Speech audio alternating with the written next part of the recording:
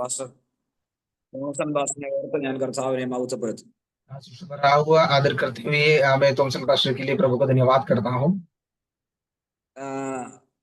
ദീർഘനാളുകളായി ദൈവസന്നിധിയിൽ ദൈവം കൊടുത്ത ദർശനപ്രകാരം ഇങ്ങനെയുള്ള പ്രാർത്ഥനകളും ആ ഒരു മിഷൻ പ്രവർത്തനങ്ങളും ഒക്കെയായി കർത്താവിന്റെ ദാസൻ മുൻപോട്ട് പോകുന്നല്ലോ. ദൈവം പിന്നെയും ധാരാളമായി പ്രവർത്തനങ്ങളെ മാനിക്കട്ടെ എന്ന് ദൈവസന്നിധിയിൽ പ്രാർത്ഥിക്കുന്നു.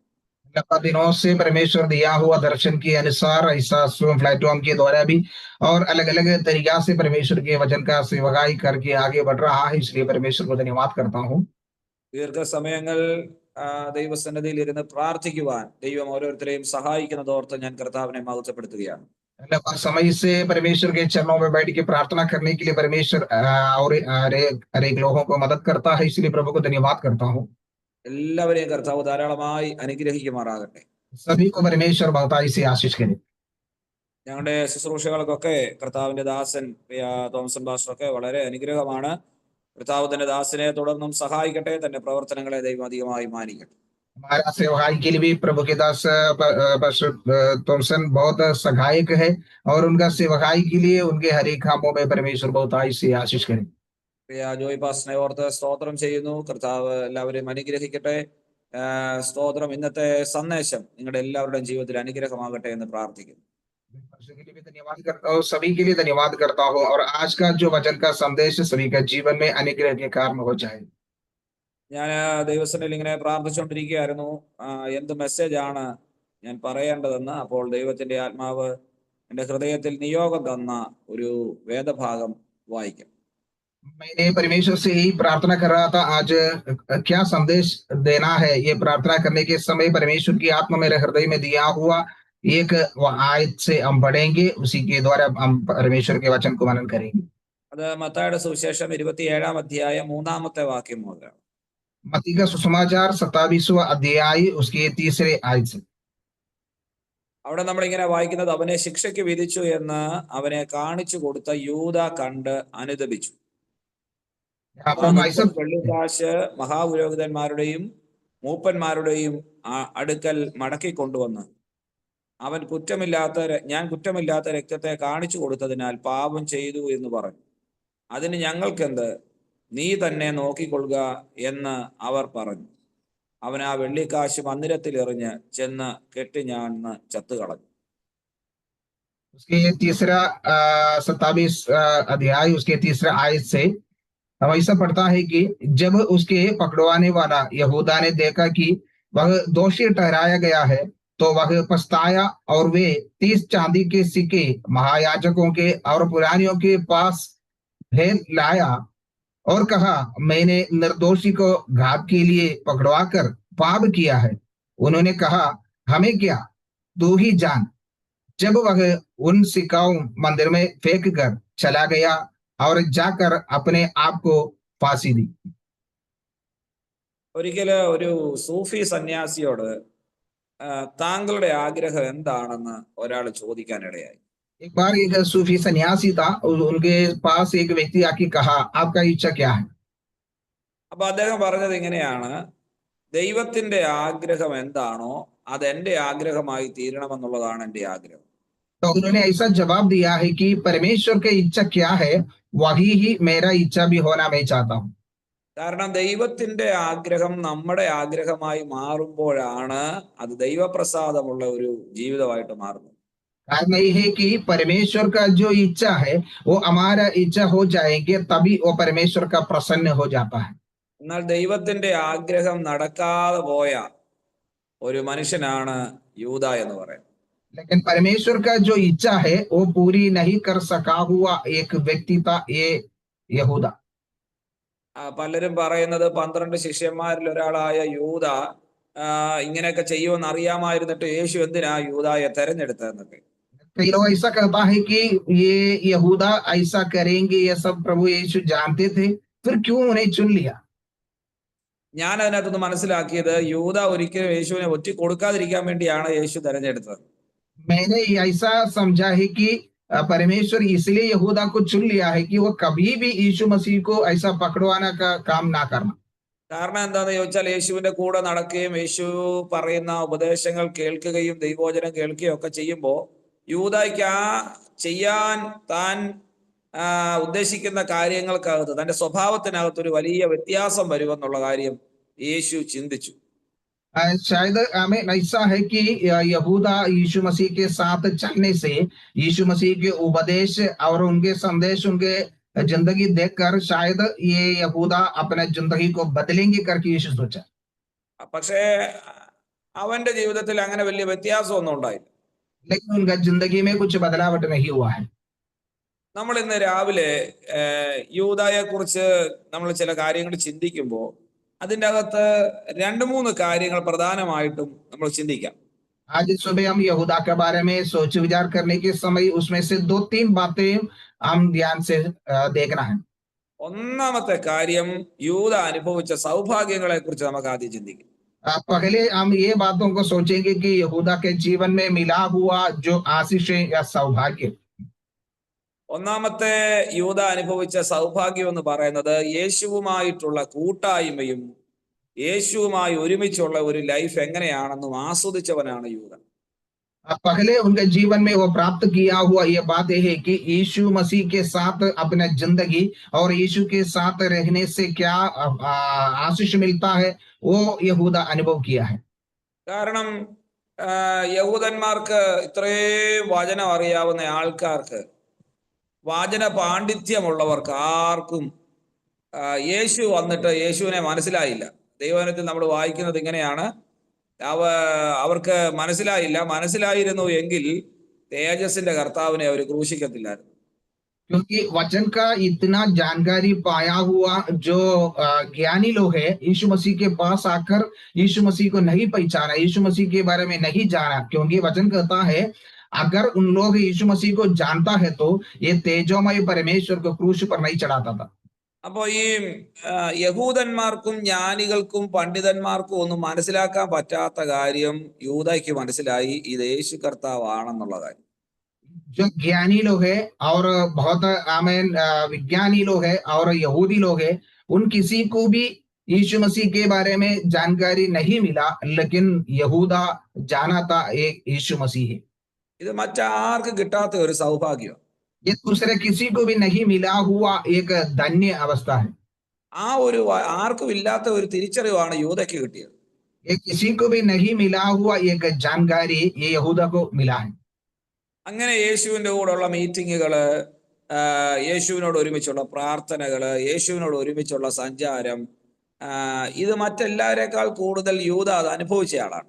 यीशु मसीह के साथ चलना, यीशु मसीह के साथ संगति करना, यीशु मसीह के साथ रहना, ये बाकी लोगों से भी ज्यादा यहूदा अनुभव किया है। യേശു സംസാരിച്ച വചനങ്ങൾ ഒരുപാട് യൂദ കേട്ടതാണ്. यीशु मसीह ने जो बातें किया है वो बहुत सारे वचन यहूदा ने सुना है।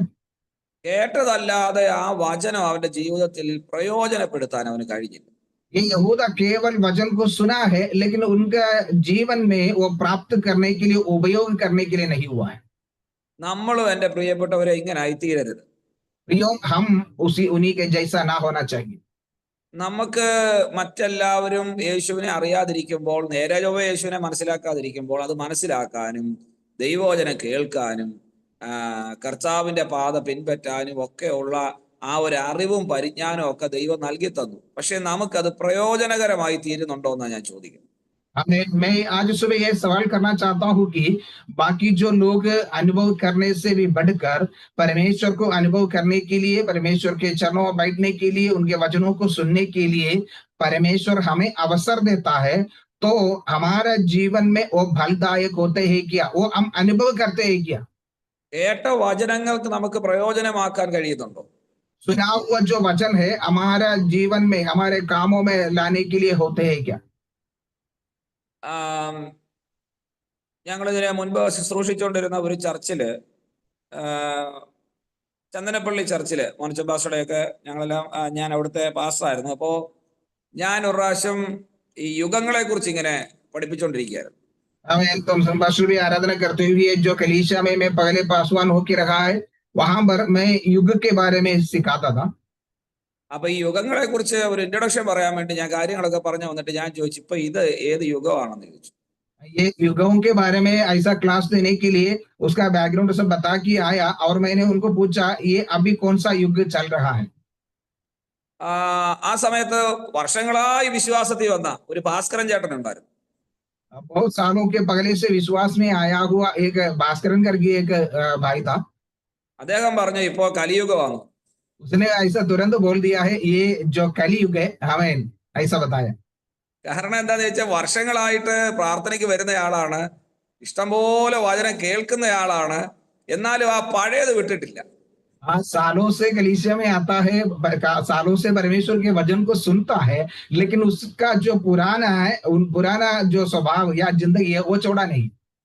അപ്പൊ ഇതുപോലെ നമ്മളൊക്കെ വചനം കേൾക്കുന്നുണ്ട്, ഇത് എത്രമാത്രം പ്രയോജനപ്പെടുന്നുണ്ടെന്നുള്ളതാണ് നമ്മൾ ചിന്തിക്കേണ്ട കാര്യം. हम सभी लोग ये परमेश्वर के वचन को सुनता है, लेकिन कितना लोगों को ये वचन प्रायोगिक जीवन में ये अनुभव हो जाता है या उनके कामों में लाता है।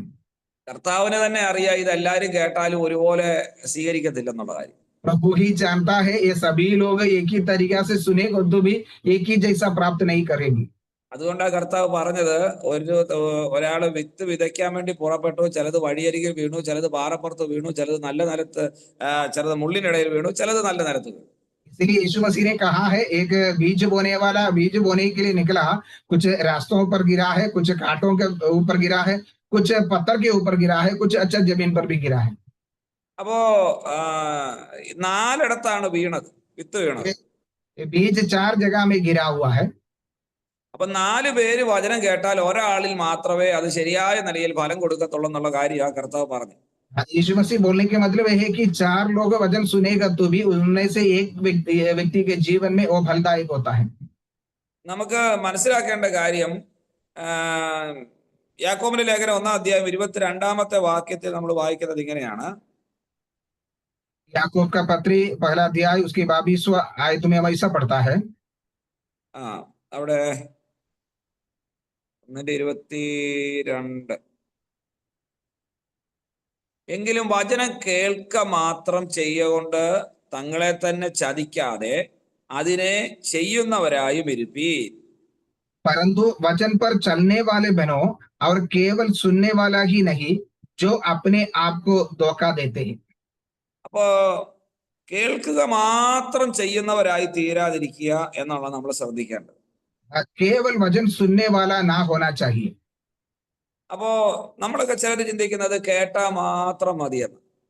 हम कुछ लोग ये सोचता है कि केवल वचन सुनने से काफी है। ചിലർ ചിന്തിക്കുന്നത് പോയാ മാത്രം മതിയെന്ന്. कुछ लोग ये सोचेंगे केवल जाने से हो जाएंगे। എന്തിനാ പ്രാർത്ഥനയ്ക്ക് പോയാൽ മാത്രം മതി, വചനം കേട്ടാൽ മാത്രം മതി, ആരാധിച്ചാൽ മാത്രം മതി. അപ്പൊ ഇങ്ങനെയൊക്കെയുള്ള കാര്യങ്ങളാണ് ചിലർ ചിന്തിക്കുന്നത്. പക്ഷെ അങ്ങനല്ല, വചനം കേൾക്കുകയും അത് ഫലം പുറപ്പെടുവിക്കത്തക്ക നിലയിൽ പ്രയോജനപ്പെടുത്തുകയും ചെയ്യണം. कुछ लोग ऐसा सोचता है कि प्रार्थना में जाने से काफी होता है या वचन सुनने से काफी होता है। वैसा नहीं है। परमेश्वर के वचन कहता है केवल वचन पर तुम वचन पर चलने वाला बनना चाहिए, केवल सुनने वाला नहीं। അപ്പൊ ഈ വചനം കേൾക്കുകയും അതിനനുസരിച്ച് ഫലം പുറപ്പെടുവിക്കുകയും കൂടെ ചെയ്യുന്നില്ലെങ്കിൽ നമുക്ക് കർത്താവ് ആഗ്രഹിച്ച ഒരു ജീവിതം നയിക്കാൻ സാധ്യമല്ല. वचन को सुनकर फल उत्पन्न करने वाला ना बन जाएंगे तो परमेश्वर जो चाहता है उसी अवस्था में हम बढ़ नहीं सकेंगे। വീണ്ടും ജനിച്ചവരുടെ അടയാളം എന്താണെന്നറിയാം? नया जन्म पाया हुआ व्यक्ति का निशानी क्या है आप जानते हैं? യോഹന്നാന്റെ സുവിശേഷം 3-ാം അധ്യായം 8-ാം വാക്യത്തിലുണ്ട്. यूहन्ना का सुसमाचार 3रा अध्याय उसके 8वां आयत में लिखा है। അവിടെ പറയുന്നത് എങ്ങനെയാണ്? വീണ്ടും ജനിച്ചവൻ അവൻ കാറ്റ് പോലെയാണെന്ന്. वहां पर लिखा है कि जो नया जन्म पाया हुआ व्यक्ति जो हवा के समान होता है। കാരണം എന്താണെന്ന് വെച്ചാൽ അത് എവിടുന്ന് വരുന്നു, എങ്ങോട്ട് പോകുന്നു എന്നൊന്നും നമ്മൾ അറിയുന്നില്ല. പക്ഷെ നമ്മൾ അതിനെ എങ്ങനെയാ മനസ്സിലാക്കുന്നത്?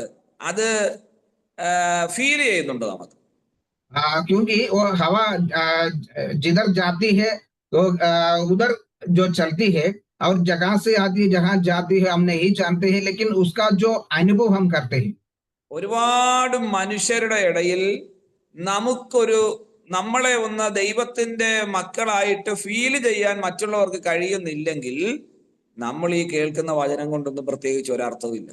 बहुत सारे लोगों के बीच में हम परमेश्वर का बच्चा है करके दूसरों को अनुभव नहीं होता है, तो हम ये वचन सुनने से कुछ फायदा नहीं होता है। നമുക്കൊരു ചലനം ഉണ്ടാക്കാൻ കഴിയുന്നില്ലെങ്കിൽ, ഒരു സ്വാധീനം ഉണ്ടാക്കുവാൻ കഴിയുന്നില്ലെങ്കിൽ, നമുക്ക് ആത്മീകരാണെന്ന് നമ്മൾ പറയുന്നത് കൊണ്ട് മാത്രം നമുക്ക് അതുകൊണ്ടൊരു പ്രയോജനം ഉണ്ടാകുന്നില്ല എന്നുള്ളതാണ് കർത്താവ് പറയുന്നത്. उनके बीच में अगर कोई बदलावट नहीं कर सकता है, उनका कुछ फीलिंग नहीं कर सकता है, हमें दूसरों के जीवन में हम कुछ बदलावट ला नहीं सकता है, तो हमारा जिंदगी ऐसा चलाने से मसीह जीवन से कुछ मतलब नहीं। ഈ കേൾക്കുന്ന വചനം എന്തുമാത്രം കേട്ടതാ യൂദ, പക്ഷെ അതൊന്നും അവന്റെ ജീവിതത്തിൽ സ്വാധീനം ഉണ്ടാക്കിയില്ല. അവൻ നിമിത്തം മറ്റൊരാൾക്കും ഒരു സ്വാധീനം ഉണ്ടായില്ല. അപ്പൊ അങ്ങനെ ഒരു ജീവിതം അല്ല ദൈവം നമ്മളെ കുറിച്ച് ആഗ്രഹിക്കും. यहूदा ने बहुत सारे वचन को सुना है, लेकिन वो सुना हुआ वचन उनका जीवन में कुछ फलदायक नहीं हुआ, उनके जीवन में कुछ कामों में नहीं लाया, और दूसरा दूसरे व्यक्ति के लिए या दूसरे लोगों के लिए भी कुछ फलदायक नहीं बना है, वैसा है यहूदा का जीवन हो गया। പിന്നെ ഞാന് മനസ്സിലാക്കിയ ഒരു യാഥാർത്ഥ്യം, ഒത്തിരി പ്രസംഗിച്ചിട്ടും കാര്യമില്ല, ഒത്തിരി പ്രസംഗം കേട്ടിട്ടും വലിയ കാര്യമൊന്നും. मुझे समझ में आया वो एक बात ये है कि बहुत सारे भाषण देने से भी फायदा नहीं है, बहुत सारे सुनने से भी फायदा नहीं है।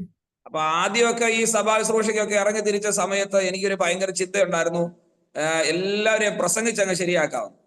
हाँ, पहले जब सेवकाई में निकलने के समय मेरा ये सोच विचार ऐसा था कि मेरा भाषण से सभी लोगों को मैं बदल सकता है। ഇപ്പൊ കുറച്ച് വർഷങ്ങളൊക്കെ ആയി കഴിഞ്ഞപ്പോഴത്തേക്കിന് എനിക്ക് മനസ്സിലായി, ഈ പ്രസംഗം കൊണ്ടൊന്നും ആരെയും ശരിയാക്കാൻ പറ്റിയല്ല. अभी कुछ साल बीतने के बाद मुझे मालूम पड़ा है कि ये भाषण जो देने से किसी को भी ऐसा बदल नहीं सकता है। കാരണം മയിൽക്കുറ്റിക്ക് കാറ്റ് പിടിച്ചതുപോലെ എത്ര പ്രസംഗം കേട്ടാലും ചിലരുടെയൊക്കെ ജീവിതം. क्योंकि ये जो पत्थर रखा है निशानी का, उसमें हवा हमें हमारा जैसा है कई लोगों को ये वचन सुनने से। പണ്ടൊരു നമ്മുടെ മർത്തോമയിലെ ഒരു അച്ഛൻ പറഞ്ഞ ഒരു കാര്യം എന്നെ ഒത്തിരി സ്വാധീനിച്ചു. मर्तोमा कलीसिया का एक फादर बोला हुआ एक शब्द है, वो मुझे बहुत स्पर्श किया है। പ്രത്യേകിച്ച് സഭാ ശുശ്രൂഷയിലിരിക്കുന്ന പാസ്റ്റർമാരെയൊക്കെ സംബന്ധിച്ച് അത് ഒത്തിരി ഉപകാരപ്പെടും. क्योंकि जो कलीसिया का सेवक बन के बैठा हुआ पास्ट लोगों के लिए वो फलदायक होगा। അദ്ദേഹം പറയുന്ന ഒരു കാര്യം, നമ്മൾ ഒത്തിരി മണിക്കൂറുകൾ നിന്ന് പ്രസംഗിക്കുന്നതിനേക്കാൾ ചില സമയത്തുള്ള നമ്മുടെ എന്താ പറഞ്ഞ നമ്മുടെ ജീവിതത്തിന്റെ ആ ഒരു ശൈലി ആൾക്കാരെ ഒത്തിരി സ്വാധീനിക്കും. उसने ऐसा कहा है कि हम बहुत देर भाषण देने से बढ़कर जो हमारा जिंदगी का एक रीति वो दूसरे लोगों को स्पर्श करता है। അപ്പൊ അദ്ദേഹം പറഞ്ഞ ഇത്രയേ ഉള്ളൂ, ദൈവവചനം പ്രസംഗിക്കുന്നതിനേക്കാൾ ആ ദൈവവചനം നമ്മുടെ ജീവിതത്തിൽ വരുത്തിയ സ്വാധീനം മറ്റുള്ളവർക്ക് അത് അനുഭവമാകുമ്പോൾ അതായിരിക്കും ഏറ്റവും കൂടുതൽ മനുഷ്യരെ സ്വാധീനിക്കുന്നത്. उन्होंने बोला हुआ बात यह है कि हम बहुत देर तक वचन से प्रचार करने से बढ़कर उस वचन हमारे जीवन में क्या बदलावट लाया है, हमारे जीवन में क्या काम किया है, उसको हम दूसरों के बीच में प्रकट करेंगे, वो दूसरों के जीवन में बदलावट लाएंगे, वो है सबसे बड़ा काफी। അപ്പൊ അദ്ദേഹം തന്റെ ജീവിതത്തിലെ ഒരു അനുഭവം പറഞ്ഞത് ഞാനിപ്പോ ഓർത്തുപോയി. उन्होंने अपना जीवन के एक अनुभव बताया हुआ मुझे याद आया है। അദ്ദേഹം പറഞ്ഞത് ഒരു 40 വർഷമായിട്ട് അദ്ദേഹം പല ഇടവകകളിൽ മാറി മാറി വികാരിയായിട്ടിരുന്നയാളാണ്.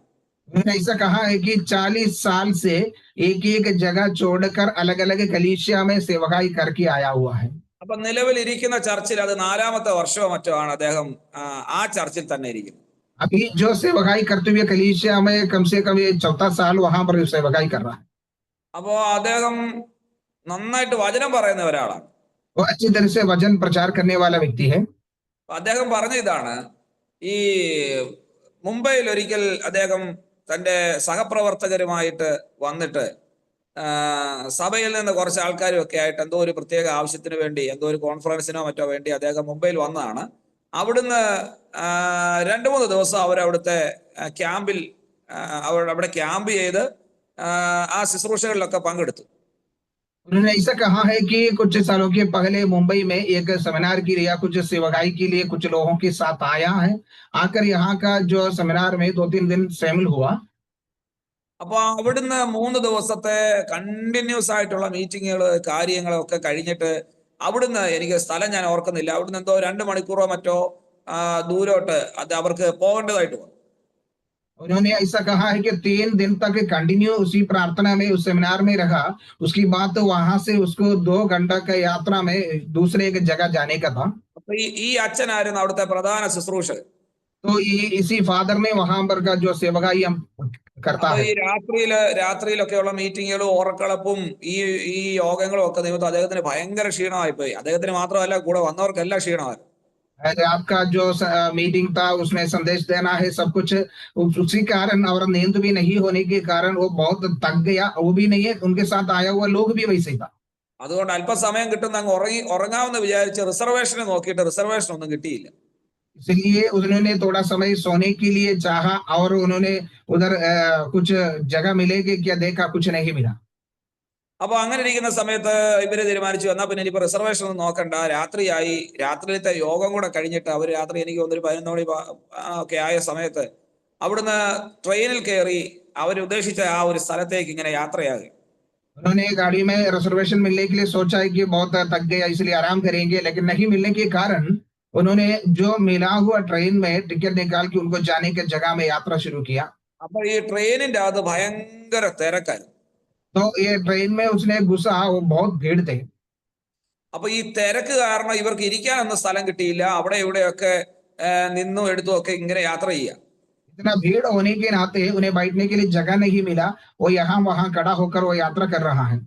അപ്പോഴാണ് ഈ കൂടെയുള്ള ഒരു ചെറുപ്പക്കാരൻ, ഒരു പയ്യൻ ഉണ്ടായിരുന്നു, അവന് നിന്ന സ്ഥലത്തു നിന്ന് ഒരാൾ പെട്ടെന്ന് എഴുന്നേറ്റു. तो उनके साथ एक जवान लड़का थे, वो खड़ा हुआ जगह से एक व्यक्ति खड़ा हो गया। അപ്പൊ അവന് അടുത്ത് നിൽക്കുന്നതുകൊണ്ട് അവൻ പെട്ടെന്ന് അവിടോട്ട് അങ്ങിരുന്നു. उनको उसने उनके पास था इसलिए वो शीघ्र उधर बैठ गए। അച്ഛൻ ഇച്ചിരി പുറകിലായിട്ട് നിൽക്കുകയായിരുന്നു. फादर थोड़ा पीछे खड़ा था।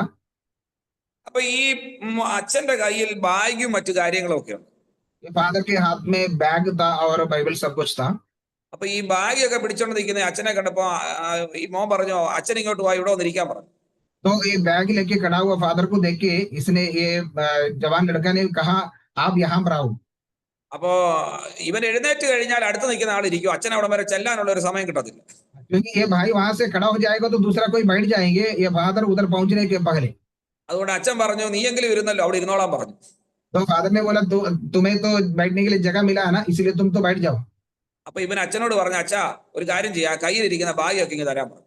तो उसने कहा, फादर ऐसा है तो आपका हाथ में जो बैग है वो सब कुछ मुझे दे दो। അപ്പൊ അച്ഛൻ പറഞ്ഞു, കുഴപ്പമൊന്നുമില്ല, അത് ഞാൻ പിടിച്ചോളാന്ന് പറഞ്ഞു. फादर ने बोला, नहीं चलेंगे, मैं पकड़ूंगा। കാരണം എന്താന്ന് ചോദിച്ചാൽ ആ ബാഗിനകത്തൊരു അച്ഛന്റെ ഒരു 19,000 രൂപയും നല്ലൊരു ടാബും പിന്നെ അങ്ങനെ അച്ഛൻ നിധി പോലെ സൂക്ഷിച്ചുകൊണ്ട് നടക്കുന്ന തന്റെ പഴയ ബൈബിളും പ്രസംഗക്കുറിപ്പുകളും എല്ലാം ഇരിപ്പുണ്ട്. क्योंकि ये फादर इसलिए बैग नहीं दिया, उनके बैग के अंदर कम से कम 50,000 रुपया है और एक टैब है, और उसने एकदम बहुमूल्य समझ के लेके जाने वाला अपना बाइबल है, और जो भाषण देने के लिए लिखी रखा हुआ ये चिट्ठियां सब कुछ उसके अंदर है। അപ്പൊ ഏകദേശം 1,00,000 രൂപയുടെ ഒരു മുതല്, പൈസയും അല്ലാത്തതും എല്ലാം കൂടെ കൂട്ടി ഏകദേശം ഒരു 1,00,000 രൂപയുടെ മുതൽ ആ ബാഗിനകത്തുണ്ട്. कम से कम पैसा के साथ 1 लाख रुपया का एक उसके बैग में है। അപ്പൊ അച്ഛൻ പറഞ്ഞു, വേണ്ട, ഇത് ഞാൻ പിടിച്ചോളാന്ന് പറഞ്ഞു. फादर ने बोला, नहीं मैं पकड़ूंगा। പക്ഷെ അച്ഛന്റെ ആ നിപ്പും ആ വിഷമവും, പിന്നെ അച്ഛൻ അങ്ങ് നിന്നങ്ങ് ഉറങ്ങും. അച്ഛനെന്നല്ല, അവിടെ എല്ലാവരും അങ്ങ് നിന്ന് ഉറങ്ങുക പോകുന്ന വഴിക്ക്, അത്രയ്ക്ക് ക്ഷീണമുണ്ട്. അപ്പൊ അത് കണ്ടിട്ട് അവൻ നിർബന്ധിച്ച് പറഞ്ഞു, സാരമില്ല, ബാഗ് ഇങ്ങനെ വന്നേക്കാൻ പറഞ്ഞു. फादर का हमें देख के उनका थकावट देख के, क्योंकि उन खड़ा होके सो रहा है सभी लोग, ये देख के उनको ऐसा बोला, आप कुछ भी हो बैग मुझे दे दो, मैं पकड़ूंगा। അങ്ങനെ അവൻ അച്ഛൻ ബാഗ് അവന്റെ കൊടുത്തു. അങ്ങനെ അവരങ്ങനെ അങ്ങ് യാത്രയായി. ഇറങ്ങാനുള്ള സമയമായി. पैसा वो फादर ने अपना बैग उनके हाथ में दे दिया है और उन लोग बैठ गया, और जब पहुंचने का जगह आ गया, ഇറങ്ങാനുള്ള സമയമായപ്പോഴത്തേനും അവര് സാധന സാമഗ്രികളൊക്കെ എടുത്തപ്പോ അച്ഛൻ പറഞ്ഞു, ആ ബാഗ് ഇങ്ങ് തരാൻ പറഞ്ഞു. जब उतरने के समय हमें सब सामान सब लेने की बात, फादर ने उस जवान लड़का से बोला, तेरे हाथ में दिया वो बैग मुझे दे दो। ഇവൻ പെട്ടെന്ന് കണ്ണൊക്കെ തുറന്ന് ഉറക്കമൊക്കെ എഴുന്നേറ്റ് ചാടി എഴുന്നേറ്റ് ഇറങ്ങാൻ സ്ഥലമായോ എന്ന് ചോദിച്ചോട്ട് ബാഗ് നോക്കിയപ്പോ ബാഗ് കാണാനില്ല. इसने जब सो रहा था और उड़ के ये पूछा, उतरने का जगह हुआ है क्या, समय आए क्या करके पूछ के खड़ा होके देखा, उनके हाथ में बैग नहीं था। അപ്പോ ഇവൻ ആകെ അങ്ങ് വെപ്രാളമായി. वो बहुत परेशान हो गया। അപ്പൊ അച്ഛൻ പറഞ്ഞു, എടാ നിന്നോടല്ലേ ഞാൻ മര്യാദയ്ക്ക് പറഞ്ഞത്, ഞാൻ പിടിച്ചോളാന്ന് ബാഗ്. फादर ने बोला, अरे मैं तुमसे कहा था कि ये बैग मैं रखूंगा करके। അപ്പൊ അവനവിടെ എല്ലാം സീറ്റിന്റെ കീഴിൽ തപ്പുന്നു, അവിടെ നിൽക്കുന്ന ആൾക്കാരുടെ എല്ലാം കൈകളിൽ തപ്പുന്നു, ഒന്നുമില്ല. ബാഗ് നഷ്ടപ്പെട്ടെന്നുള്ള കാര്യം ബോധ്യായി. हाँ, मैं उन्होंने वहां पर पूरा जासूस करके देखा, लेकिन कहां पर भी बैग नहीं मिला। तभी उन्हें मालूम पड़ा कि बैग नष्ट हो गया। അപ്പൊ ട്രെയിൻ വിടാനുള്ള സമയമാകുന്നു, പെട്ടെന്ന് അവർ അവിടെ സ്റ്റേഷനിൽ ഇറങ്ങി. ट्रेन में चालू होने का समय हुआ है, तुरंत उन लोग वहां उतर गया। അപ്പൊ ഇവനാകെ അങ്ങ് സങ്കടവും പ്രയാസവും, ഞാൻ കാരണം ഇത്രയും വലിയൊരു നഷ്ടം വന്നല്ലോ എന്നൊക്കെയുള്ള ചിന്തയൊക്കെ ഇവന്റെ ഹൃദയത്തിന്റെ അകത്ത് ഭരിച്ചിട്ട് ഒത്തിരി പ്രയാസം അവനുണ്ടായി. അവനങ്ങനെ ആ സ്റ്റേഷന്റെ അവിടെ ഇങ്ങനെ നിൽക്കുകയാണ്. उनके जीवन में ऐसा जो निराश दुख हुआ है कि मेरे कारण इतना बड़ा नुकसान हुआ है फादर के जीवन में, ये सोच कर बहुत उदास होके वो स्टेशन में खड़ा है।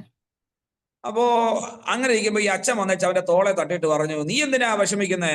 എടാ, അത് പൈസയല്ലേ, അത് പോയാ പോട്ടെ, സാരമില്ല. പിന്നെ അതിൻ്റെ കൂടെ ഒരു ടാബ്, ബൈബിൾ, ഇതൊക്കെ നമുക്ക് ഇനി മേടിക്കാൻ പറ്റുന്ന കാര്യങ്ങളല്ലേ, പൈസയൊക്കെ ഇനിയൊക്കെ വരും, അതൊന്നും സാരമില്ല, നീ വിഷമിക്കാതെ എന്ന് പറഞ്ഞ് അവരെ തോളിൽ തട്ടി അവനെ ആശ്വസിപ്പിച്ചു.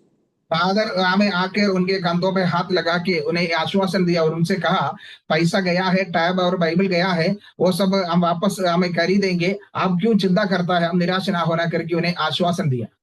അങ്ങനെ അവരവിടുന്ന് യാത്രയായി. അപ്പൊ ചില ദിവസങ്ങൾ കഴിഞ്ഞപ്പോൾ ഈ പയ്യനെ വീണ്ടും കണ്ടു. ऐसा उन लोग वहां से चले गया और कुछ दिनों की बात इस जवान व्यक्ति को वापस उन्होंने देखा। അപ്പൊ അവ അച്ഛനോട് പറഞ്ഞ ഒരു കാര്യമുണ്ട്. उन्होंने वो फादर से कहा हुआ एक शब्द ऐसा था।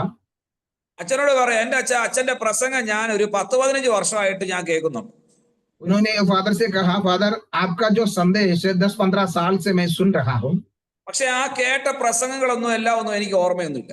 लेकिन मैंने जितना भाषण सुना है कुछ भी मुझे याद नहीं है।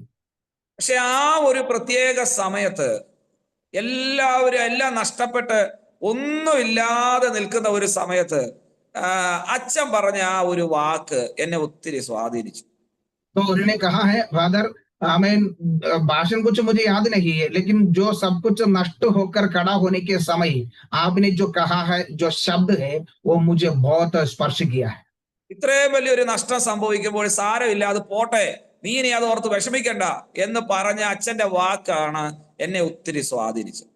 हमें ये सब कुछ नष्ट होने के बाद आपने कहा है, जो गया हुआ जो चीज जाने दो, हमें तुम उसमें उदास ना होना, निराश ना होना करके मुझे कहकर मुझे सांत्वना दिया है, वो मुझे स्पर्श किया है।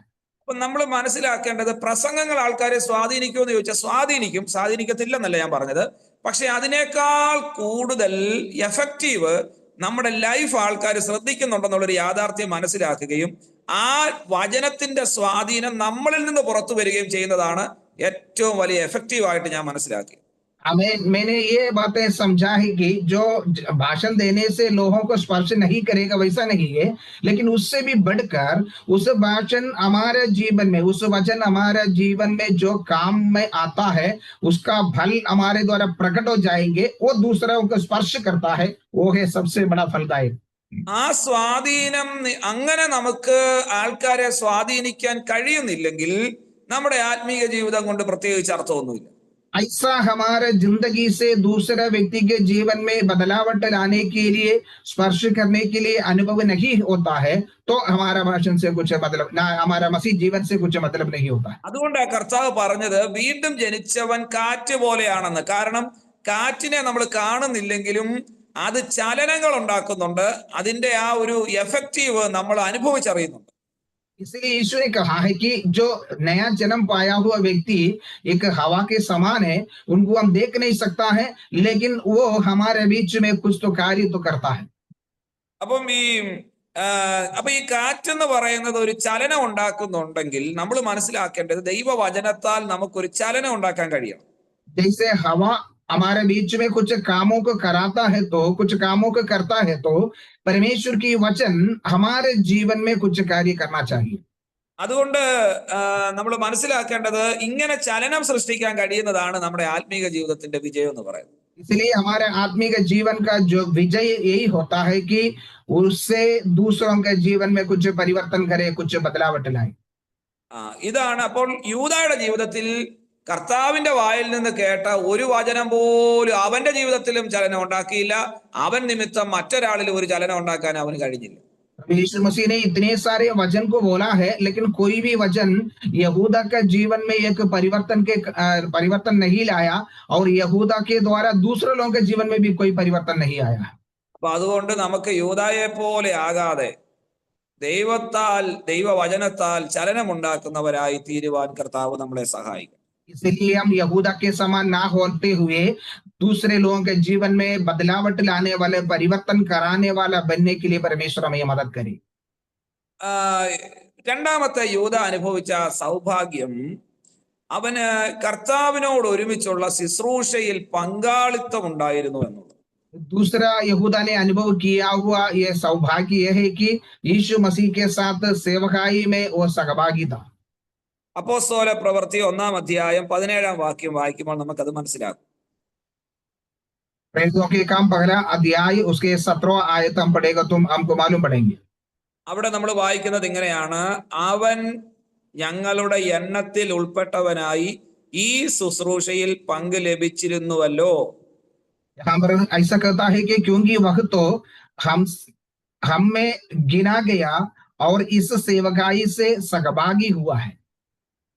അപ്പൊ ശുശ്രൂഷയിൽ കർത്താവിനോട് ഒരുമിച്ച്, വേറെ ആരോടും ഒരുമിച്ചല്ല, കർത്താവിനോട് ഒരുമിച്ച് ശുശ്രൂഷയിൽ പങ്കാളിയായി തീരുവാൻ വലിയ ഭാഗ്യം കിട്ടിയ ആളായിരുന്നു യൂദ എന്ന് പറയുന്നത്. तो प्रभु यीशु मसीह के साथ, आमीन, और किसी के साथ नहीं है, यीशु मसीह के साथ सेवकाई में सहभागिता होने के लिए अवसर मिला हुआ व्यक्ति था यहूदा। ഈ യേശു ശിഷ്യന്മാരെ ഈ രണ്ട് പേരായിട്ട് പറഞ്ഞു വിടുന്ന സമയത്തൊക്കെ യൂദായും പോയിട്ടുള്ളതാണ്. यीशु मसीह अपने चेलों को दो करके भेजा था, तभी यहूदा भी गया है। അപ്പൊ യൂദായും ഒരുപാട് അത്ഭുതങ്ങളൊക്കെ ചെയ്തിട്ടുണ്ട്. तो यहूदा भी कई चिन्ह चमत्कार किया है। ഈ യൂദ നിമിത്തം ഭൂതങ്ങൾ പുറത്തു പോയിട്ടുണ്ട്. हाँ, यहूदा के कारण ये भूत दुष्टात्मा भी निकला है। മാത്രമല്ല, യൂദായ്ക്ക് കിട്ടിയ ഏറ്റവും വലിയൊരു ഭാഗ്യം എന്ന് പറഞ്ഞാൽ യേശു നേരിട്ട് ശുശ്രൂഷയ്ക്ക് നിയോഗിച്ച ആളിൽ ഒരാളാണ് യൂദ. केवल ये नहीं है, यीशु मसीह सेवकाई के लिए नियुक्त किया हुआ, सीधा से नियुक्त किया हुआ व्यक्तियों में से एक यहूदा। പക്ഷെ എന്നാ സംഭവിച്ചെന്ന് ചോദിച്ചാൽ, യൂദായ്ക്ക് ശുശ്രൂഷ വേറെ, ജീവിതം വേറെ, രണ്ടും രണ്ടായിരുന്നു. लेकिन यहूदा का जीवन में क्या हुआ है, उनका सेवकाई दूसरा जगह में, उनका जिंदगी दूसरा जगह में। ഈയിടെ ഒരു ദേവദാസൻ എന്നോട് ഇങ്ങനെ പറയായിരുന്നു. അദ്ദേഹം ഇന്ന് പേരൊന്നും ഞാൻ പറയുന്നില്ല, ഒരറിയപ്പെടുന്ന ഒരു ദേവദാസന്റെ അടുത്ത് ഒരു വിഷയമായിട്ട് ചെന്നിട്ട് ഒത്തിരി നിരാശയോടെ അദ്ദേഹത്തിന് അവിടുന്ന് പോരേണ്ടി വന്നു. एक परमेश्वर के दास ने उनका जीवन के अनुभव ऐसा कहा है, उसने और एक सब जानकारी सब जानते हुए एक पास्टर के पास कुछ विषयों को लेकर गया, लेकिन वहां से वो निराश होके लौट आया। അപ്പം അദ്ദേഹം പറയുമായിരുന്നു, ശുശ്രൂഷ വേറെയാണ്, സ്റ്റേജിൽ നിൽക്കുമ്പോൾ വേറെയാണ്, റിയൽ ലൈഫിൽ വേറൊരു സ്വഭാവമാണ്. तो ये पास्टर ने ऐसा कहा है, वो जो बड़ा सेवक है, उनका जिंदगी दूसरे के तरीका से, लेकिन उनका सेवकाई दूसरे के तरीका से। അപ്പൊ പൗലോസ് പറയുന്നത് എന്താന്ന് ചോദിച്ചു കഴിഞ്ഞാൽ, ഞാൻ മറ്റുള്ളവരോട് പ്രസംഗിച്ചിട്ട് ഞാൻ തന്നെ കൊള്ളരുതാത്തവനായി തീരാതിരിക്കേണ്ടതിന് എന്റെ ശരീരത്തെ ദണ്ഡിപ്പിച്ച് അടിമയാക്കി അത്രേ ചെയ്യുന്നത്. पौलुस ने ऐसा कहा है कि मैं दूसरों को भाषण देने की बात, मैं प्रयोजन रहित, या मैं तो नाशवान ना होने के लिए मैं अपने शरीर को दंड देकर अपना वश में कर देता हूं। എന്റെ പ്രിയപ്പെട്ടവരെ, അതുകൊണ്ട് നമ്മൾ അതുപോലായി തീരാതെ നമ്മൾ കേട്ട വചനം നമ്മുടെ ജീവിതത്തിൽ ഉപകാരമായി തീരട്ടെ. നമ്മളെ ദൈവം ഏൽപ്പിച്ച ശുശ്രൂഷ നമ്മൾ ചെയ്യുമ്പോൾ തന്നെ ദൈവത്തിന് പ്രസാദകരമായ ഒരു ജീവിതം നയിക്കുവാൻ കർത്താവ് നമ്മളെ സഹായിക്കും. हम वैसा ना होना चाहिए, सुना हुआ वचन हमारे जीवन में फलदायक होना चाहिए। प्रभु हमें दिया हुआ सेवकाई, आमीन, उसी के रीति में पूरी करना चाहिए। Praise the Lord. എല്ലാവരും കരങ്ങൾ ഉയർത്തി ദൈവത്തിന് സ്തോത്രം ചെയ്താട്ടെ. सब हाथ उठाकर परमेश्वर को धन्यवाद कीजिए। സ്തോത്രം. എല്ലാവരും കർത്താവ് അനുഗ്രഹിക്കട്ടെ. सभी को परमेश्वर आशीष करे। അപ്പൊ നമ്മൾ രണ്ട് കാര്യങ്ങളാണ് ചിന്തിച്ചത് അല്ലേ? दो बातों को हम यहाँ पर मनन किया है। അപ്പൊ യൂദ അനുഭവിച്ച സൗഭാഗ്യങ്ങളെ കുറിച്ചാണ് നമ്മൾ ചിന്തിച്ചത്. ഒന്ന്, പ്രത്യക്ഷമായി കർത്താവിനോട് ഒരുമിച്ച് നടക്കാനും ദൈവവചനം കേൾക്കാനും ഒക്കെയുള്ള സൗഭാഗ്യം യൂദായ്ക്ക് കിട്ടി. വചനം കേൾക്കാനുള്ള ഭാഗ്യം ലഭിച്ചിട്ടും യൂദായ്ക്ക് അത് പ്രയോജനപ്പെടുത്താനൊന്നും കഴിഞ്ഞില്ല. हमने दो बातें सीखा, उसमें से एक है ताकि उसने परमेश्वर के साथ चल के परमेश्वर के वचनों को सुना है, बहुत सारे परमेश्वर के वचनों को, उपदेशों को सुना है, लेकिन अपने कामों में नहीं लाया है। രണ്ടാമത്തെ യൂദായുടെ സൗഭാഗ്യം, യേശു നേരിട്ട് ശുശ്രൂഷയ്ക്കാക്കി, പക്ഷെ അതും അവന് പ്രയോജനപ്പെട്ടില്ല. दूसरा एक उन्हें मिला हुआ एक आशीष है कि उन्होंने उनको परमेश्वर ने सीधा से अपने सेवकाई में लगाया, लेकिन उसमें से उन्हें कुछ फायदा नहीं हुआ।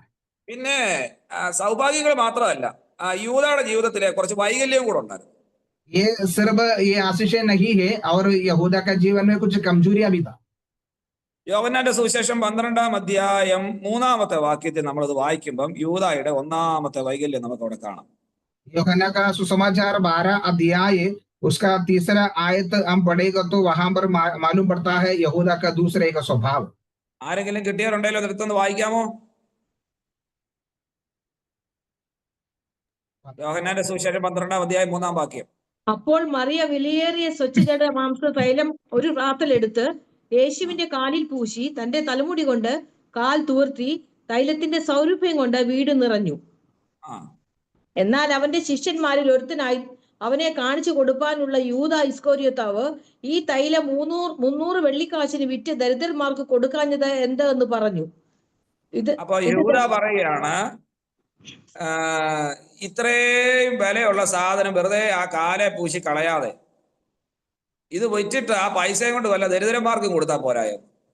हमें जैसा मरिया ने एक इत्र के तेल किया कि यीशु मसीह के पाँव में डाला, उसको देखकर जो यहूदा कहता है, परंतु उसके चेलों में से यहूदा इस्करियोत नामक एक चेला जो उसे पकड़वाने वाला था, वो कहने लगा, यह इत्र 300 दिनार में बेचकर कंगालों को क्यों ना दे दिया है। അപ്പൊ എന്നാ ഈ യൂദായുടെ കയ്യിലോട്ട് ഇത് കൊടുത്തേച്ച് അവനോടൊന്ന് പറഞ്ഞേ, എന്നാ പിന്നെ ഒരു കാര്യം ചെയ്യ്, നീ പറഞ്ഞത് വളരെ നല്ലൊരു കാര്യ, എന്നാ ഇതുകൊണ്ട് വിറ്റിട്ട് ദരിദ്രന്മാർക്ക് വല്ലതും കൊണ്ട് കൊടുത്തേക്കാൻ പറഞ്ഞു കഴിഞ്ഞാൽ ഈ പുള്ളി കൊടുക്കും. लेकिन यहाँ पर ऐसा है, यहूदा के हाथ में ये इत्र के तेल देके कहता है, तुम इसको लेके जाके 300 दिनार में भेजकर गरीबों को बांटो करके बोलेगा, तो ये करेगा क्या? നമ്മൾ ഇദ്ദേഹത്തെ കുറിച്ച് വായിക്കുന്നത് യേശുവിന്റെ കൂടെ നടന്ന് ആ സംഘത്തിന്റെ ട്രഷറായിട്ട് നടന്നിട്ട് ഉള്ള കീശയിലും കൂടെ കൈയിട്ട് വാരുന്നവനായിരുന്നു പുള്ളി. लेकिन हम देखते हैं उनके स्वभाव, वो यीशु मसीह के साथ चल के उनके खजांची बन के रह के भी, और जो तैली में पैसा डालता है उसमें से भी लूटने वाला व्यक्ति था यहूदा। അദ്ദേഹം ചെയ്യത്തുമില്ല, മറ്റുള്ളവരെ കൊണ്ട് ചെയ്യിക്കത്തുമില്ല. इनका एक स्वभाव यह है कि ये खुद करेगा भी नहीं, दूसरे से कराता भी नहीं। ഈ ചില ആൾക്കാർ അങ്ങനെ കാര്യങ്ങൾ ചെയ്യത്തുമില്ല, എന്നാ മറ്റാരെ കൊണ്ട് ചെയ്യാനുണ്ട് സമ്മതിക്കത്തുമില്ല. कुछ लोग ऐसा है, हमें कुछ कामों को खुद करेगा भी नहीं, दूसरा लोग करने के लिए चाहेगा तो उनको करने को नहीं देंगे। ഈയിടെ ചർച്ചിലെ ഒരു പാസ്റ്റർ എന്നോട് വലിയ വിഷമത്തോടെ ഒരു കാര്യം പറഞ്ഞു. एक बार एक पासवान ने उनके जो एक बड़ा एक दुख मुझसे बांटा। അവരുടെ ചർച്ചില് AC വെക്കാൻ തക്കവണ്ണമുള്ള എല്ലാ ക്രമീകരണങ്ങളും ചെയ്ത് 4-5 AC ഒരാൾ തന്നെ സ്പോൺസറും ചെയ്തു. उनका कलीसिया में AC बिठाने के लिए और एक व्यक्ति आगे आया, उसने स्पॉन्सर किया 4-5 AC वो खुद बिठाऊंगा। അപ്പൊ എല്ലാവർക്കും ഓക്കെ, പക്ഷെ ആ ചർച്ചിലെ ഒരച്ഛൻ മാത്രം അത് എന്ത് ചെയ്താ സമ്മതിക്കത്തില്ല. सभी लोग बोला हाँ ये अच्छा है रखो करके, लेकिन उसमें से एक अंकल ने बोला वो नहीं रखना। അപ്പൊ ഈ സമ്മതിക്കാത്തതിന്റെ കാര്യം മറ്റൊന്നുമല്ല, അദ്ദേഹം ചെയ്തു പോയിട്ടുണ്ടെങ്കിൽ പിന്നെ ഇദ്ദേഹത്തിന്റെ മാനവും മഹത്വം ഒക്കെ പോകും, അതാണ് പ്രശ്നം. उसने रखने के लिए नहीं दिया, मना करने के कारण ये, वो दूसरा व्यक्ति आके AC बिठाएगा तो अपना नाम उधर खराब हो जाएंगे, अपना नाम आगे नहीं आएंगे, इसलिए वो रुकता है। അപ്പൊ ഈ അദ്ദേഹം സാധാരണ ചെയ്യുന്ന, അപ്പൊ അദ്ദേഹത്തിന്റെ ഒരു സ്വഭാവത്തെ കുറിച്ച് പറഞ്ഞത്, എന്ത് ചെയ്താലും ഇപ്പൊ ഒരു 1 ലക്ഷം രൂപയുടെ ഒരു പണികാര്യങ്ങൾ ചർച്ച നടക്കുമ്പോൾ ഇദ്ദേഹം അതിനകത്ത് ഒരു 1000 രൂപ കൊടുക്കും. उनका एक स्वभाव ऐसा था कि जो कुछ काम करते हैं, कम से कम अभी 1 लाख रुपए का एक काम चर्च में करता है तो उसने 1000 रुपए देता है। അപ്പൊ ഇത്രയും പണികാര്യങ്ങൾ ഒരാളായിരിക്കും ഏറ്റേക്കുന്നത്, പക്ഷെ ഇദ്ദേഹം ഒരു 1000 രൂപ അതിന്റെ ഇടയ്ക്ക് കൊണ്ട് കൊടുക്കും.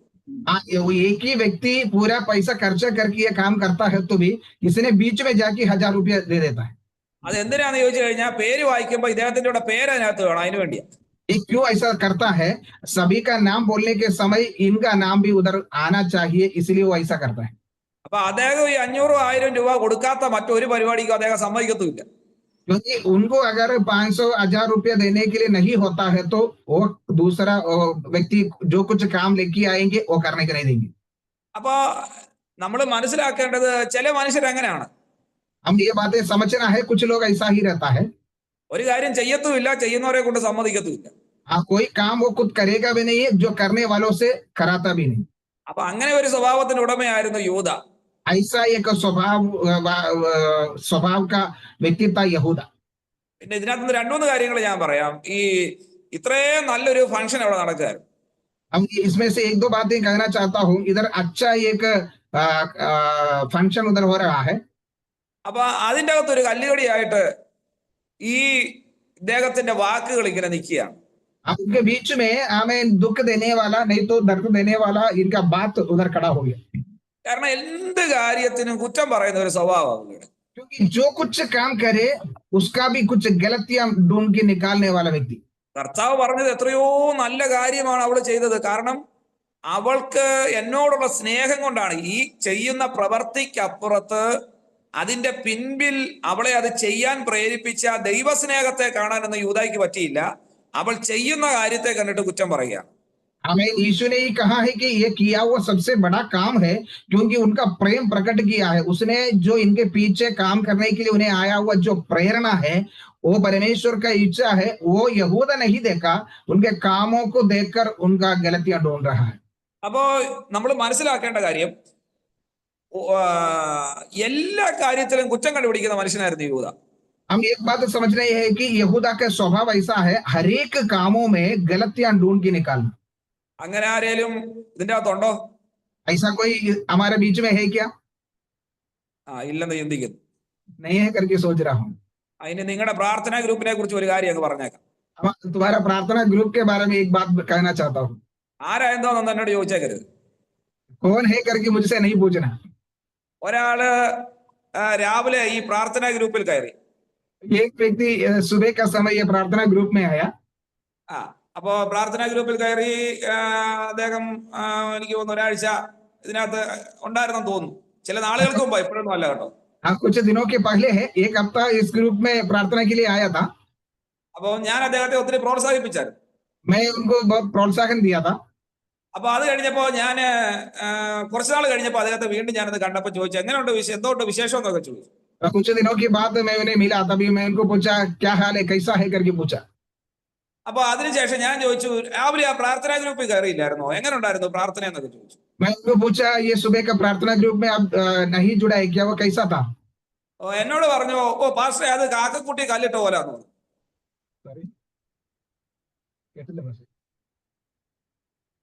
ജോയ് പാസ്റ്റർ ട്രാൻസ്ലേറ്റ് ചെയ്തില്ല എന്തോ. കേട്ടില്ല ഒന്നുകൂടി പറഞ്ഞു. അല്ല, അത് കാക്കക്കൂട്ടിലെ കല്ലിട്ടത് പോലാണെന്ന് പറഞ്ഞു. उसने ऐसा बोला है कि जो कौवा का घोंसला में पत्थर फेंका जैसा है. ഞാൻ ചോദിച്ചു അതെന്നാ കാര്യം. मैंने पूछा वो क्या है. അന്നേരം എന്നോട് പറഞ്ഞു, അത് ആരും ലീഡ് ചെയ്യത്തൊന്നുമില്ല, എല്ലാരും കൂടെ വന്നിരുന്ന് ഇങ്ങനെ പ്രാർത്ഥിക്കുവാന്നു. कोई लीड नहीं करता है, सभी लोग आके मिलके एक साथ प्रार्थना करते रहता है. അപ്പൊ അദ്ദേഹത്തിന്റെ മനസ്സിലെ കൺസെപ്റ്റ്, ഒരാള് ഇന്ന ഇന്ന വിഷയങ്ങൾക്ക് വേണ്ടി പ്രാർത്ഥിക്കാം എന്ന് പറയുമ്പോൾ ഒരാൾ അവിടെ ഇരുന്ന് പ്രാർത്ഥിക്കുന്നു, ആ പ്രാർത്ഥന അദ്ദേഹത്തിന് അറിയത്തു. उनको जो मालूम है एक ही प्रार्थना है. जैसा लोग बैठेंगे, एक जन बोलेंगे ये विषय के लिए प्रार्थना करो, तभी दूसरा व्यक्ति प्रार्थना करता है, वैसा प्रार्थना वो जानते हैं. അപ്പൊ ഞാൻ പറഞ്ഞു, എത്രയോ പേർക്ക് അത് അനുഗ്രഹമാകുന്നു, എത്രയോ പേർക്ക് അത് ആശ്വാസമാകുന്നു, ആത്മീക വർധനവിന് കാരണമാകുന്നു, എത്രയോ വിടുതലുകൾ അതിൻ്റെ അകത്ത് നടക്കുന്നു എന്നൊക്കെ പറഞ്ഞപ്പോഴും അദ്ദേഹത്തിന് അതൊന്നും അങ്ങോട്ട് ഇതാകുന്നില്ല. അപ്പൊ ഞാൻ പറഞ്ഞത്, എത്ര നല്ല കാര്യങ്ങൾ നമ്മൾ ചെയ്താലും അതിൻ്റെ അകത്തും കുറ്റം കണ്ടുപിടിക്കുന്ന ആൾക്കാരുണ്ടെന്നാണ് ഞാൻ പറഞ്ഞു. मैंने उनको बोला है कि जो बहुत लोग उसमें जुड़ता है, उन लोग प्रार्थना करता है, उधर चिन्ह चमत्कारें होता है, परमेश्वर का कार्य वहां पर प्रकट होता है, ये बता के भी उन्हें वो स्वीकार करने के लिए नहीं हुआ. इसका मतलब मैंने ये कहा है कि कौन सा भी अच्छा काम करे उसके बीच में से कुछ गलतियां ढूंढ के निकाल के बोलने वाला लोग भी है. അപ്പൊ ഞാൻ പറഞ്ഞു വന്നത്, ചില മനുഷ്യർ അങ്ങനെയാണ്. मैं बोल के आया वो बात यह है कि कई लोग ऐसा ही है. പണ്ടൊരു കവി പറഞ്ഞ ഒരു കാര്യം ഞാൻ പെട്ടെന്ന് ഓർത്തു പോവാം. कुछ समय के पहले एक कविता लिखने वाला व्यक्ति ने ऐसा कहा है. ഒരു മനുഷ്യൻ ഒരു കുയിലിനോട് പറയാണ്, കുയിലെ നിന്റെ പാട്ടൊക്കെ വളരെ നല്ലതാണ്, പക്ഷെ നീ കറുത്തിരിക്കുക. एक व्यक्ति जो कुईल जो शब्द निकलता है, उनको बोला तुम्हारा गाना बहुत अच्छा है लेकिन तू काला है. എന്നിട്ട് അദ്ദേഹം ഒരു റോസാപ്പൂവിനെ നോക്കി പറയാണ്, എന്റെ റോസാപ്പൂവെ നിന്റെ മണം എത്ര മനോഹരമാണെന്ന് അറിയാവോ, പക്ഷെ നിന്റെ തണ്ട് മുഴുവൻ മുള്ള. जो रोज है, हमें रोज फूल को देख के एक व्यक्ति ने ऐसा कहा है, ये फूल तुमको देखने में बहुत सुंदर है, बहुत अच्छा कलर है, लेकिन तुम्हारा जो लकड़ी में पूरा काटा है. അപ്പൊ ഈ താമരയെ നോക്കി അദ്ദേഹം താമരയോട് പറയാണ്, എന്ത് രസമാണ് നിന്നെ കാണാനായിട്ട്, പക്ഷെ എന്ത് ചെയ്യാനാ, നീ നിൽക്കുന്നത് ചേറില്ല. ये कमल का फूल को देख के उन्होंने ऐसा कहा, तुमको देखने में बहुत सुंदर है, बहुत अच्छा है, लेकिन तू जो कड़ा है कीचड़ में। അപ്പൊ ഈ കുയിലും റോസാപ്പൂ താമരയും കൂടി ഈ മനുഷ്യനോട് പറഞ്ഞു, എന്റെ മനുഷ്യ, നീ എല്ലാ ജീവജാലങ്ങളെക്കാളും അടിപൊളിയാണ്, പക്ഷെ എന്ത് ചെയ്യാനാ, എല്ലാത്തിലും കുറ്റം കണ്ടുപിടിക്കുന്ന സ്വഭാവം ഉണ്ടല്ലോ, ഇതാണ് നിന്റെ പ്രശ്നം. जो कुईल है और जो रोस है और जो कमल है, ये तीनों मिलकर ये इंसान से कहा, देखो हमें तू बहुत अच्छा इंसान है, तू हमें सभियों के बीच में बहुत अच्छा है, लेकिन तू हर एक बातों में कुछ गलतियां ढूंढ के निकलने वाला व्यक्ति है, क्या करूं? എന്റെ പ്രിയപ്പെട്ടവരെ, ഞാൻ പറയും, ഈ ഒത്തിരി കുറ്റം കണ്ടുപിടിക്കുന്ന ആൾക്കാരുടെ ഒരു സൈക്കോളജിയോ, अब मेरे प्रियो, बहुत सारे गलतियां ढूंढने वाला व्यक्ति का एक साइकोलॉजिकल बात ऐसा है, അവർക്ക് ഒരു കാര്യവും നേരെ ചൊവ്വേ ചെയ്യാൻ കഴിയാത്തവരായിരിക്കും. हमें वो व्यक्ति को कोई भी काम अच्छी तरह से कर नहीं सकता है. നേരെ ചൊവ്വേ ചെയ്യാൻ കഴിയാത്തത് കൊണ്ടാണ് അവരിങ്ങനെ മറ്റുള്ളവർ ചെയ്യുന്ന കാര്യങ്ങളെ കുറ്റം പറഞ്ഞുകൊണ്ടിരിക്കുന്നത്. उनको खुद एक काम कर नहीं सकता है, इसलिए दूसरा व्यक्ति जो करते हुए कामों का गलती ढूंढते रहता है. ഒരു സഭയില് നിരന്തരം ഇങ്ങനെ ഈ പാസ്റ്റർമാരുടെ പ്രസംഗങ്ങളെ വിമർശിക്കുന്ന ഒരു മനുഷ്യനുണ്ട്. एक कलीसिया में एक व्यक्ति था, हमेशा पासवान लोगों का भाषण के विरुद्ध में बात करने वाला व्यक्ति. അദ്ദേഹത്തിന്റെ പരിപാടി എന്ന് പറഞ്ഞു കഴിഞ്ഞാല്, അന്ന് ഈ മൊബൈലിനകത്ത് അദ്ദേഹം റെക്കോർഡ് ചെയ്യും, പ്രസംഗങ്ങൾ പാസ്റ്റർമാരുടെ റെക്കോർഡ് ചെയ്തിട്ട് അടുത്ത ആഴ്ചയിലെ ചർച്ചാ വിഷയം, വിശ്വാസികളുമായിട്ടുള്ള ചർച്ചാ വിഷയം, പ്രസംഗത്തിനകത്തെ കുഴപ്പങ്ങൾ എന്തൊക്കെയായിരുന്നു എന്നുള്ളതിനെ കുറിച്ച് പറയുക. क्योंकि उनका स्वभाव ऐसा था कि वो कलीसिया में आता है, मोबाइल लेके आके भाषण देने वाला जो व्यक्ति का भाषण पूरा रिकॉर्डिंग करता है, दूसरा हफ्ता ये कलीसिया में आके चर्चा करता है कि ये भाषण में उसने क्या क्या गलतियां किया है. അപ്പൊ ഈ ഇത് നിരന്തരമായി കഴിഞ്ഞപ്പോഴത്തേന് പലർക്കും ഇതൊരു പ്രയാസമായി കഴിഞ്ഞപ്പോ പലരും പറഞ്ഞു, ഒരു കാര്യം ചെയ്യാം അച്ഛാ, അടുത്ത ആഴ്ച അച്ഛാ നല്ല ഒരു പ്രബോധനം, നല്ലൊരു പ്രസംഗം ചർച്ചിൽ പറയാൻ പറഞ്ഞു. ये सभी लोगों से बोलने के समय ये सब लोगों को बहुत उदास हुआ. उन्होंने ऐसा कहा है कि आप एक काम करना, अगला हफ्ता आप एक उपदेश तैयार करके लेके आना, आप एक प्रबोधन देना.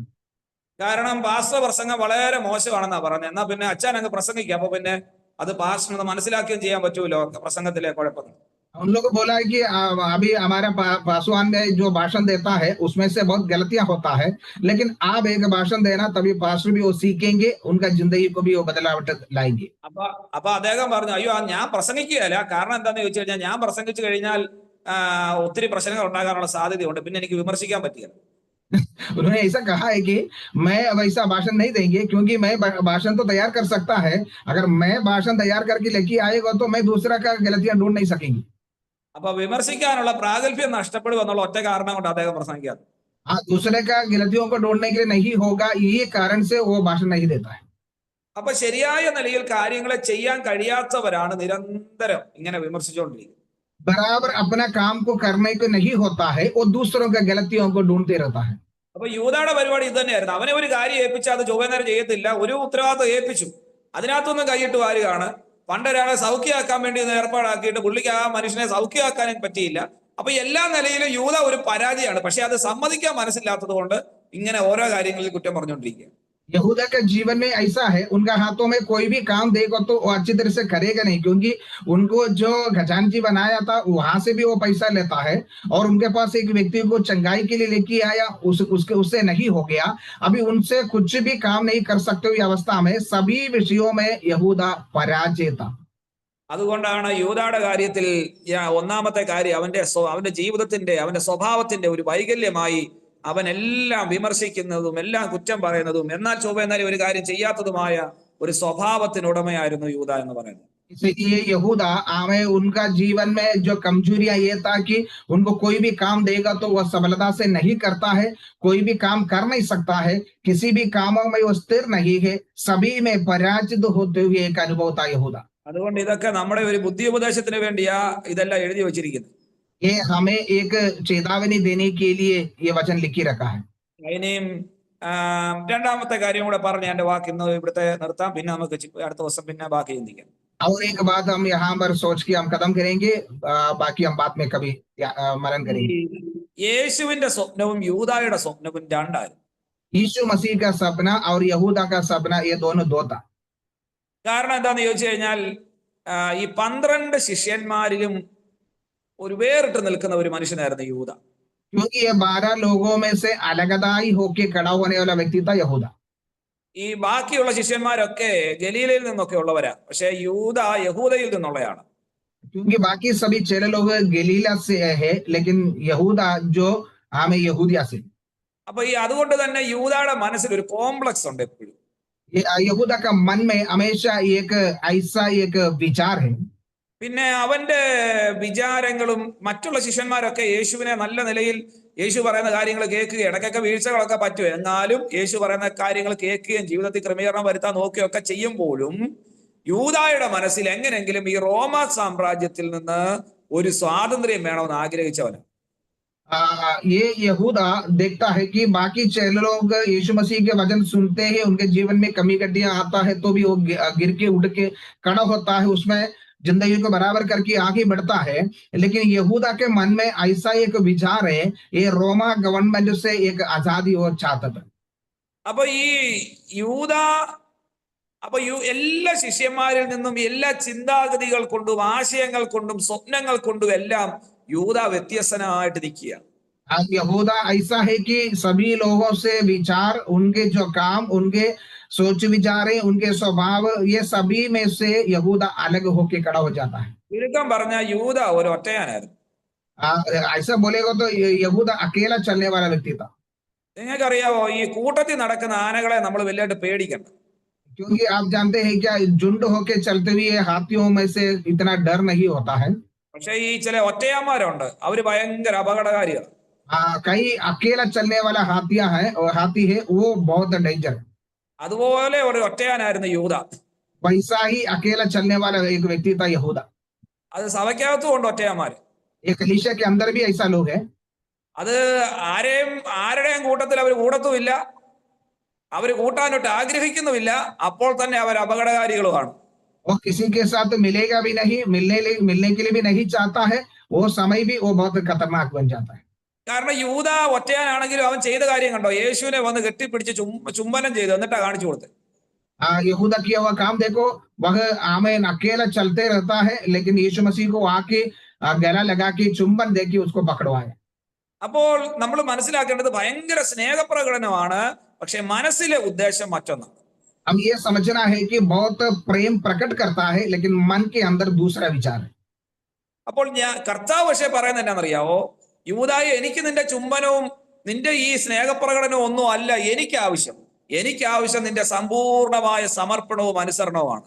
लेकिन यीशु मसीह ये कहता है, यहूदा तुम्हारा ये गले लगाना, चुंबन, ये मैं नहीं चाहता हूं, मेरा ये इच्छा है कि तुम संपूर्ण रीति से मेरे सामने समर्पण करना। അതുകൊണ്ട് നമ്മുടെ പ്രകടനങ്ങളല്ല ദൈവത്തിന് ആവശ്യം, ദൈവത്തിന് നമ്മുടെ ഹൃദയത്തിൽ നിന്നുള്ള സമർപ്പണമാണ് ആവശ്യം. इसलिए हमारा कुछ बाहर का दिखावट परमेश्वर के लिए नहीं चाहिए, हमारा हृदय के अंदर का वो समर्पण प्रभु चाहता है। യേശു ഉയർത്തെഴുന്നേറ്റ സമയത്ത് മറിയയാണ് ആദ്യം കാണുന്നത്. അപ്പോ റബ്ബി എന്ന് പറഞ്ഞുകൊണ്ട് യേശു മറിയയുടെ അടുത്തോട്ട് ചെന്നപ്പോഴത്തേക്കിനും മറിയയോട് യേശു പറയാ, എന്നെ നീ തൊട്ടേക്കരുതെന്ന്. यीशु मसीह का पुनरुत्थान के समय पहले मरिया ने उन्हें देखा है, तब ये मरिया ने ऐसा ये रबुनी करके कहकर उनको पकड़ने के लिए यीशु के पास गया, तो यीशु कहता है तूने मुझे मत चुना। ആ വലിയ സ്നേഹപ്രകടനം കാണിക്കാൻ വേണ്ടി അങ്ങോട്ട് ഓടിച്ചെന്ന ഉടനെ മറിയോട് യേശു പറയാണ്, നീ ഒരു കാര്യം ചെയ്യ്, ഇപ്പൊ ഒത്തിരി സ്നേഹം പ്രകടിപ്പിച്ചോണ്ട് ഇവിടെ നിൽക്കാതെ ഞാൻ ഉയർത്തെഴുന്നേറ്റു എന്നുള്ള വാർത്ത ശിഷ്യന്മാരോട് പോയി പറയാൻ പറഞ്ഞു. मरिया अपने प्रेम का प्रकटीकरण दिखाने के लिए यीशु के पास दौड़ के जा रहा है। अब यीशु कहता है तुम्हारा ये प्रेम का प्रकटन अभी यहाँ पर नहीं करना है, ये प्रेम का इधर नहीं दिखाना है, तू अभी जाके मेरे भाइयों को कह मैं जी उठा है। പത്രോസും ഇതുപോലെ യേശുവിനെ പിടിക്കാൻ വേണ്ടി വന്നപ്പോ ഒരു സ്നേഹപ്രകടനം നടത്തി, തന്റെ വാലെടുത്ത് ഒരാളെ ഒരൊറ്റ വെട്ടുപെട്ടി. पत्रोस भी ऐसा किया है कि यीशु मसीह को पकड़ने के लिए जब सिपाही लोग आए थे, तभी अपना प्रेम प्रकट करने के लिए तलवार उठा के काटा।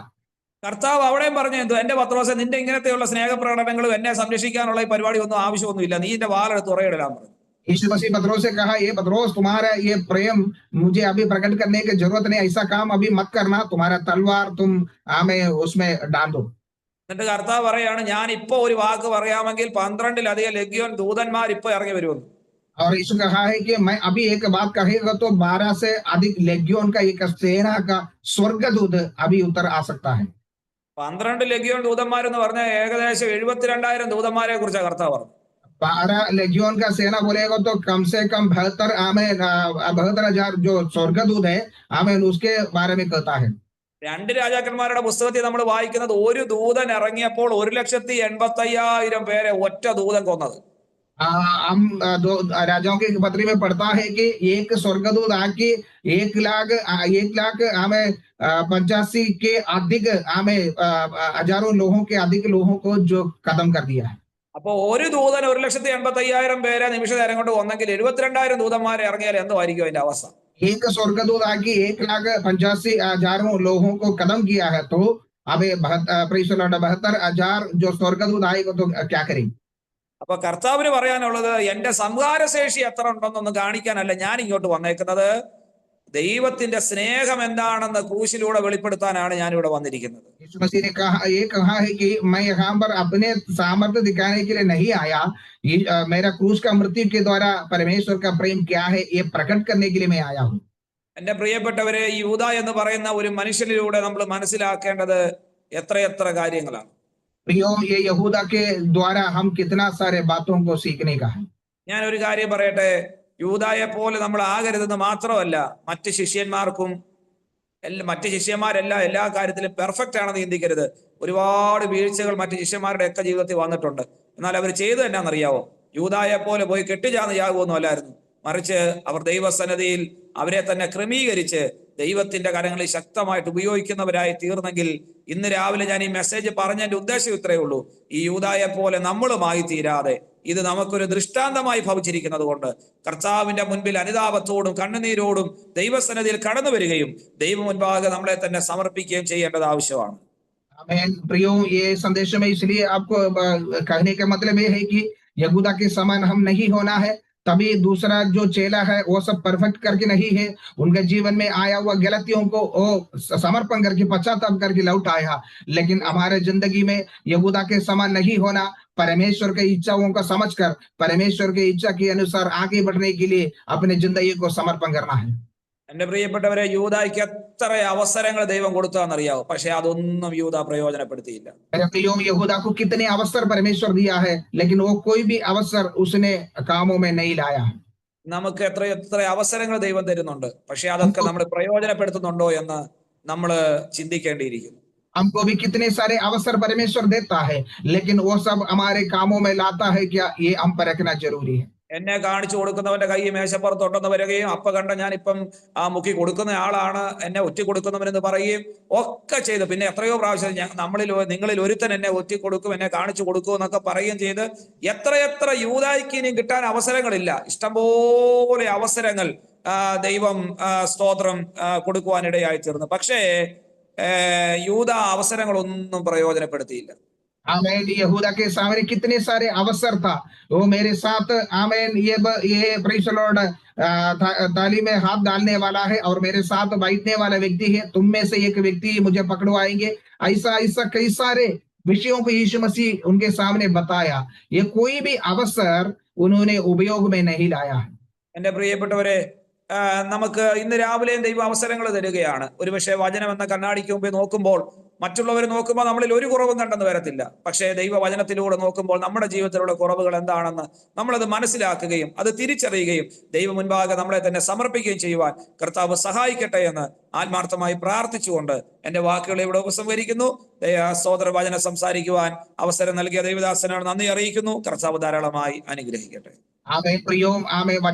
वचन जो आईना है उसके सामने हम अपने आप को परख कर हमारे जीवन में आज सुबह भी परमेश्वर देते हुए अवसर को हम परख के देखकर हमारे जिंदगी को परिवर्तन में लाने के लिए, हमारे जिंदगी के कमी कटियों को दूर करके प्रभु के इच्छा के अनुसार आगे बढ़ने के लिए ये वचनों से प्रभु हम सबको आशीष करे. वचन कहने के लिए अवसर दिया प्रभु के दास को भी धन्यवाद करते हुए ये वचन से मैं अदर बैठता हूँ. प्रभु हम सबको आशीष करे. Thank you.